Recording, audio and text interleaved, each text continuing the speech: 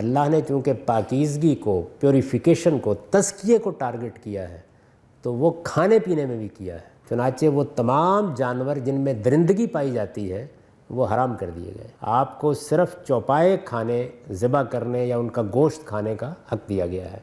कुरान मजीद कहता है कि ये तय्यबात है, ये पाकीज़ा हैं खाने के लिए। खून भी दरिंदगी ही का एक गोया मज़हर है, तो इस वजह से खून निकलना चाहिए। खून पीना भी बना है, खून अंदर भी नहीं रहना चाहिए।